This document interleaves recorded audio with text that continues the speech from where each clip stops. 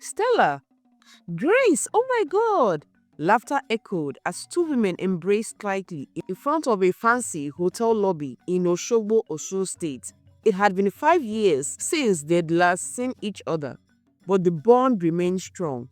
They were part of a special group, classmates from secondary school, who made a pact to reunite every 5 years, not just to catch up, but to give back. You look amazing, Grace beamed, holding Stella's arms as if to believe it. And you, see your cheekbones? Stella teased. They laughed again. One by one, their classmates arrived, successful professionals, entrepreneurs, and public servants, about 20 of them in total. Everyone was dressed in casual elegance, exchanging hugs, handshakes, and playful jokes about old school memories. Some had flown in from different states.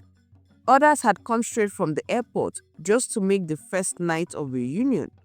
The plan had always been simple: reunite, reconnect, and reach out to a community in need. This year, they had chosen a forgotten place in Osun State, a mysterious village called Obomosho. Rumors surrounded it. They said the village barely progressed, that many who left never returned, and if they did, they refused to send help out of fear of spiritual backlash. But the group wasn't shaken. They were here to help. That night, they had dinner together in the hotel event hall. The long table was set, with glittering silverware, soft music playing in the background. Laughter filled the room as meals were served: jollof rice, grilled fish, fried plantain, and fruit cocktails. Between bites, old friends updated each other on their lives, marriages, children, businesses, wins, and losses. And as tradition demanded, they discussed those among them who weren't doing as well. They brainstormed how to help, suggesting business ideas, offering connection, even pledging funds. It wasn't just a reunion, it was a bond of brotherhood and sisterhood, stronger now than ever before. Grace raised a toast to friendship, growth, and impact. Glass clinked all around. After dinner, some chose to share hotel rooms with old friends, just like the old days. Late into the night, laughter continued from various rooms, memories replayed, and stories flowed. The morning sun bathed Oshobo in a soft glow. Birds chirped. The hotel buzzed with movement, and excitement filled the air. The group gathered at the parking lot, dressed in branded t-shirts with bold letters across the chest. Impact 25, Class of Unity. Luggage was packed, bottled water, snacks, carton of foodstuffs, seedlings, and toiletries had been loaded into the hired bus and support vehicle. Everyone was ready. The journey to Obomosho had officially begun. The bus rumbled into life as Grace, Stella, and a few others took their seats. The chatter was lively. They played music, shared jokes, and took group selfies, capturing every moment. Some were still skeptical about the stories they had heard about the village. They say, people don't come back. One guy chuckled nervously, but you are not from here, so I beg, no shaking. The others laughed. Besides, Stella added, we are not going there to collect. We are going to give. What harm could come from that? It took almost 2 hours before they began descending into a less developed area. The road grew narrower. Trees were clustered. Red soil replaced tar. Mud houses appeared in a distance, and finally a small wooden sign read, "Welcome to Obomosho." The bus stopped near a clearing where a crowd of villagers was waiting. As they stepped out, cheers erupted. Old women waved their wrappers. Children danced barefooted. Men clapped and shouted, "You are welcome," in Yoruba and broken English. The joy was infectious. They were clearly not used to receiving visitors, especially not this many at once. One of the educated youths, a man named Tunji, stepped forward to welcome them formally. "We've been expecting you. Thank you for coming to us. You don't know how much this means to our people." They were led into a gathering hall. Humble, but clean. Wooden benches lined and spaces. There, the villagers shared their stories. Many had to walk long distances to fetch water. They lacked basic supplies. Their crops barely grew. The young people who managed to leave hardly returned. Despite the obvious hardship, their hospitality was warm. After listening to their challenges, the group informed them of what they had brought: a brand new borehole for clean water, seedling for farming, and provision to help struggling households. The crowd erupted in cheers again. One of the women knelt in thanks, saying, "Today our curse has been broken." The group smiled. Later, they led the community to the newly constructed borehole nearby. A blue ribbon had been tied around it. Grace and Stella were invited to cut it, and with a final snip, fresh clear water burst from the tap. Cheers, clapping, ululations. Children danced around in excitement. Some tasted the clean water with wide eyes. After they distributed the food and supplies they had brought, the joy was overwhelming. "I can't believe people still live like this," Grace whispered to Stella as they handed out their last carton of riddles. "We have to do more." They were exhausted but happy. Before returning to the hotel, they decided to take a short walk through the village to connect more with the people they came to help. The late afternoon sun cast golden rays over Ogbomoso dusty footpath. Grace, Stella, and a few others strolled through the village, chatting with locals, laughing with children, and taking pictures of the farm and nearby streams. The walk was meant to be lightheaded, but something shifted as they approached a quiet part of the village. It was near the edge, not far from a thicket that surrounded and looked like a shallow cave entrance. The air felt different, cooler, still. They stopped under a tree to rest. One of the volunteers chatted with the local guide, while Grace wandered a few steps away, admiring the handmade beadwork and fabrics some of the women displayed. Then she saw it. Something small, half buried in the soil. The corner of a shiny, dusty purse sticking out. "Stella," Grace called. "Did you drop your purse?" Stella walked over and squinted. "That old thing? No, I've never seen it before. It looks ancient." Grace bent down and pulled it out. It was a small brownish black leather with tiny carvings, symbols that looked like ancient markings or tribal patterns. Despite the dust, it glimmered under the light.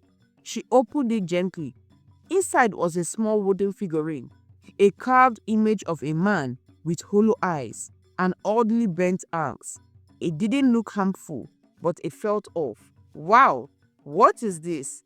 "Ask around," Stella said, now curious. Grace walked up to a few villagers nearby. "Does this belong to anyone? Have you seen it before?" Everyone she asked shook her head. "No," the guide said, taking a quick look. "This thing, I don't think it belongs to anyone here. Maybe someone dropped it long ago." Another person offered, shrugging. Grace turned the figurine over and looked inside the purse again. Just as she was about to close it, the figurine shot out of the purse and slammed against her back. "Ah!" she screamed. "What?" Stella shouted, rushing to her. Grace stumbled forward, trying to twist and grab whatever had hit her. "Something's on me. Something is on my back." Two of the strongest guys ran over. "Hold still." They tried to pull it off her, but it wouldn't budge. It had attached to her like it was part of her spine. No glue, no straps, just stuck. Then something terrifying happened. Ray's body felt lighter. Her feet began to lift off the ground. "Guys," she cried, "I'm floating." Panic spread. "Hold her," someone yelled. A guy grabbed her ankle as she covered a few feet above the ground. "Tie her to something."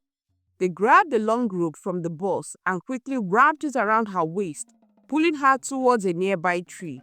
They tied her to the trunk tightly, her body gently pulsing up and down as though something was trying to yank her into the sky. She cried, "What's happening to me?" Stella knelt beside her. "It's okay. We are here. Just breathe." Everyone stood around in confusion and fear. The artifact still clung to her back like it had been born there. Nothing made sense. I knew this place was strange, someone muttered. One of the villagers, Tunji, scratched his head. I've heard stories, things buried, forgotten, but I've never seen anything like this. They had come to give, but now one of their own was under something beyond explanation. Grace remained tied to the tree, eyes filled with fear, her body slightly elevated as if some unforeseen force was tugging her upwards.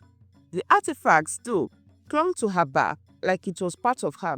Stella and the others gathered again, and one of the volunteers suggested, let's ask the villagers. Someone must know something, anything.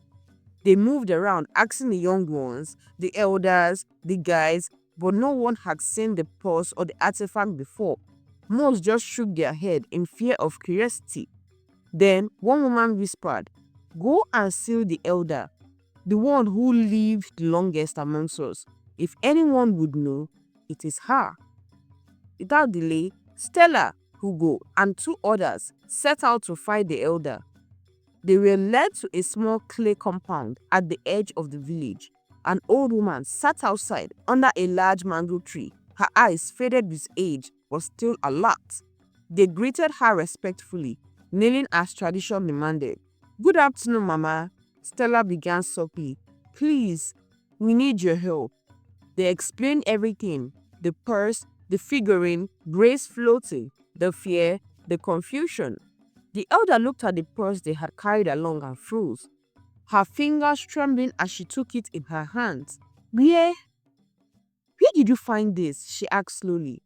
Near the side of the cave as we were walking through the village, her eyes widened. She held the purse as though it was cursed. I haven't seen this in over 70 years, she whispered. I thought it had been buried forever. She closed her eyes for a moment, then motioned for them to sit. I will tell you a story, one that many in this village have chosen to forget. They leaned in listening. A long time ago, it was common for men in the land to marry many wives, not for love, but for labor.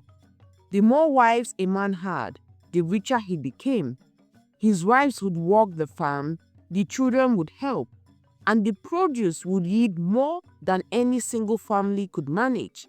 But for the women, it was a life of competition, pain, and suffering.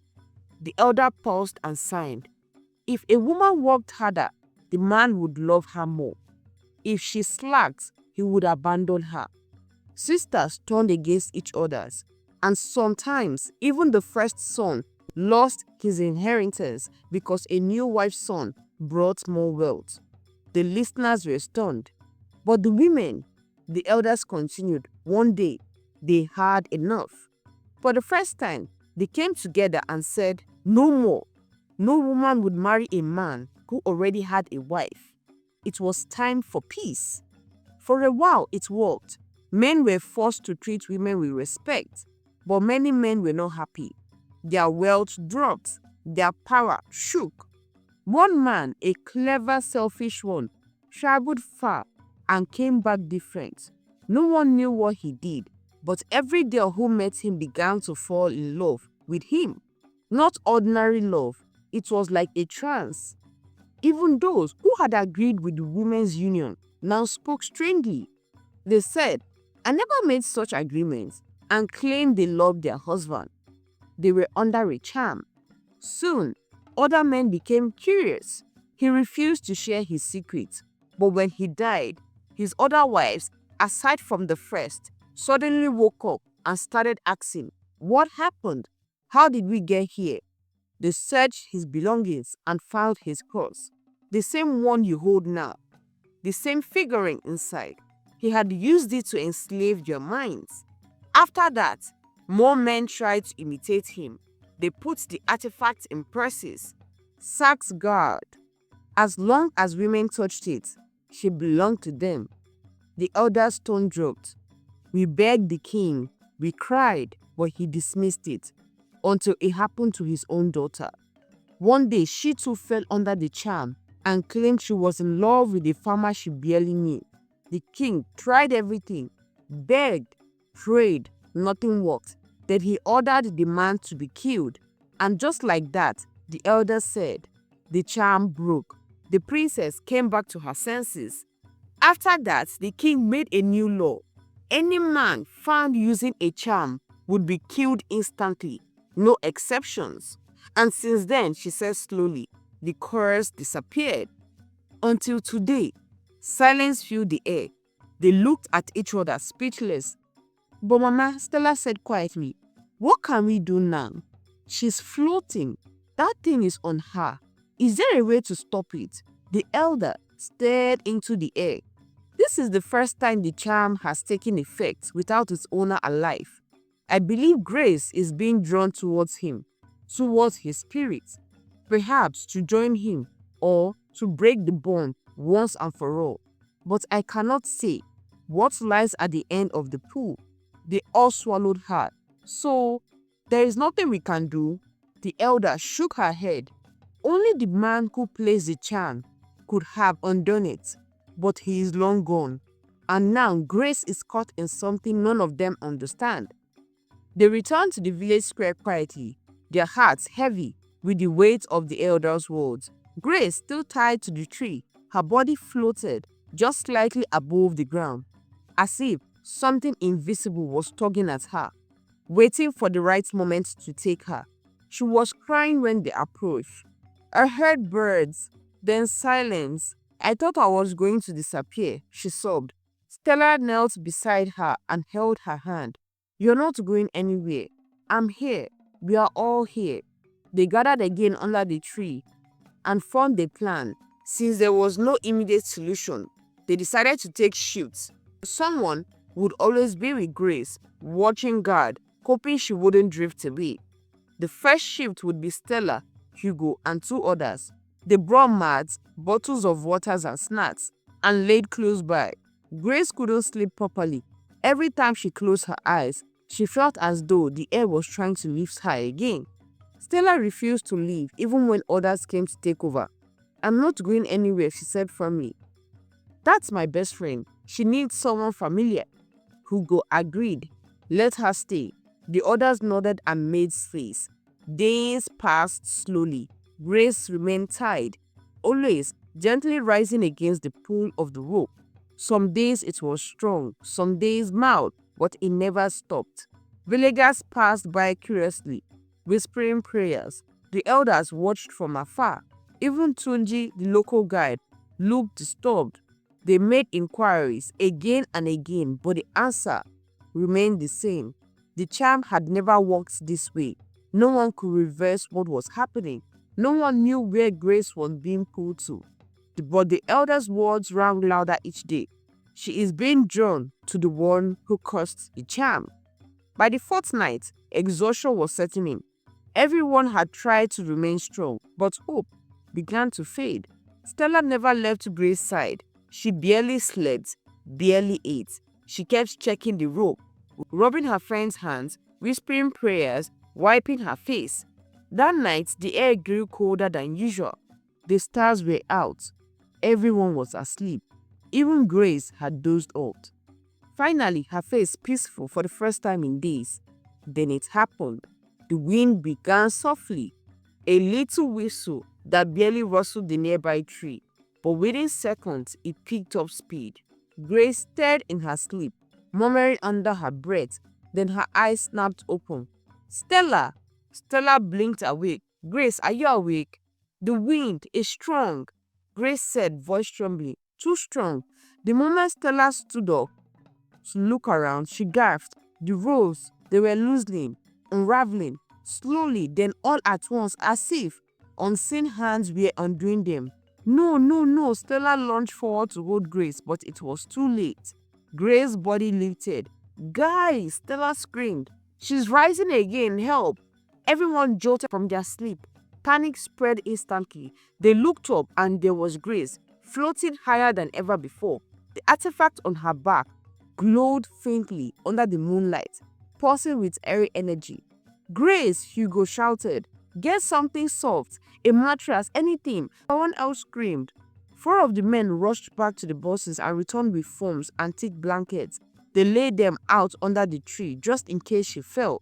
But Grace wasn't falling. She was ascending. Higher, slowly, silently, like a leaf being pulled by an invisible thread. Her screams echoed through the night. "Please help me. What's happening to me?" "We can see you," Stella shouted with tears in her eyes. "Please hold on." The wind howled loudly. Grace's figure became smaller as she moved closely to the clouds. Then it happened. As her right hand pierced through the thin mist of the clouds, she felt it, a cold hand, large, strong, almost human. It didn't grab her, it pushed her, a firm, intentional shove downwards. "Ah!" she screamed as she began to descend. Not like a fall, but a slow drop, like she was being lowered gently by the same force that had lifted her. "She's coming back," someone shouted. Stella and the others ran to the foams, arms stretched out, eyes widened in disbelief. "She's landing." With shaking limbs and tears rolling down her face, Grace's body touched down. She hit the soft padding of the foam with a tug and a whimper. They rushed to her. She was breathing. Her eyes were open. She looked around in terror, chest rising and falling rapidly. "Stella, I saw something," she whispered. "What did you see?" Stella asked, holding her close. "I thought it was the end, until I felt a hand. Something pushed me down. It didn't speak, but somehow I knew what it meant." She paused. "It wasn't mine. I wasn't meant to be taken." Tears flowed freely. Everyone sat in silence, staring up at the sky. The wind had stopped. The air was calm. And for the first time since this nightmare began, the artifacts detached from her back and dropped to the ground with a dull thud, lifeless like an ordinary piece of wood. They didn't touch it. They wrapped Grace in blankets and carried her back to the bus. The rest of the trip was cancelled. The ride back to the hotel was silent. No one played music. No one cracked jokes. Grace sat curled up beside Stella, wrapped in 2 blankets, shivering even though the air was warm. Her eyes stayed fixed on the window, barely blinking. They arrived at the hotel by evening. Everyone was tired, drained, changed. Later that night, Grace sat quietly on a lounge chair outside her room. The stars above were unusually bright, but they didn't bring comfort, only questions. Stella came out with a hot drink and sat beside her. "Do you want to talk about it?" Grace didn't reply. After a while, she finally whispered, "It was like I was being called, like something wanted me." Stella placed a hand on her back. "It's over now. You are here." They sat in silence, listening to the hum of the night insect. But early the next morning, she just went just outside the hotel to a tree that felt familiar, to the one where she was tied to. She stood there looking at the ground, and that's when she saw it. Another purse, smaller than the first, worn, dustier, but unmistakably the same type, with tiny cravings. It flapped slightly open. Her breath caught in her throat. "Stella," she whispered without turning. Stella, who had followed quietly, stepped closer. "What is it?" Grace pointed at the base of the tree. The purse just sat there as if it had been waiting. "I didn't bring that back," Stella said instantly. No one did. Then, before either of them could step forward, a gust of a wind blew sharply through the area. Dust rose in a swirl, blurring their vision. Then the wind calmed. They looked again. The purse was gone. Gone, like it had never existed. The both shared a silence. Grace slowly turned to Stella. "Let's go." They didn't speak of it again. Grace sat silently. She hadn't seen much since the morning by the tree. She hadn't even told anyone else what she saw. The second purse that vanished like smoke. Only Stella knew. They gathered one last time in the hotel lounge to formally end the reunion. No one had the usual farewell jokes. No one suggested dancing or taking last-minute pictures. Instead, they sat in a circle, and for the first time, Grace stood to speak. "I want to thank all of you," she began, her voice calm but steady, "for not leaving me behind, for fighting for me, even when none of us understood what was going on." Some people nodded. Tears welled up. I believe what we came to do was heal. She continued. But I also believe that sometimes we walk into places carrying pure intentions and still meet darkness. She paused, looking around the room. I don't think I can ever join another community outreach again. Not because I don't care, but because I saw something I don't ever want to see again. Stella stood beside her. I support her. This could have happened to any of us. Others murmured in agreement. Hugo added, from now on, if you want to help, we'll do it differently. We'll still give, but from a distance. Let the communities come to us. And that's how the decision was made. No more stepping blindly into histories buried under dust. The experienced Nobumo show had left them grateful, shaken and forever changed. They said their goodbyes with hugs, not promises of future adventure, but silent prayers for peace and protection. And Grace, she returned home with more than memories. At night sometimes she heard whispers in the wind, but she never told anyone. She simply lit a candle and prayed until sleep came. One thing was certain, the story of Obomosho would never be forgotten. The end. Some of the lessons you can learn from this story are, when you visit an unknown place, try not to touch what does not belong to you, as it might be a trap. You can always do charity from a distance. Learn to also show brotherly and sisterly love. If there are other lessons you learned from this wonderful story, kindly comment below and I will see you in the next one. Till then, my loves, bye. Thank you so much for watching till the end. Please click on the subscribe button to support us, turn on the post notification to get notified when I upload a new story, like, share, and comment your thoughts. Till then, bye.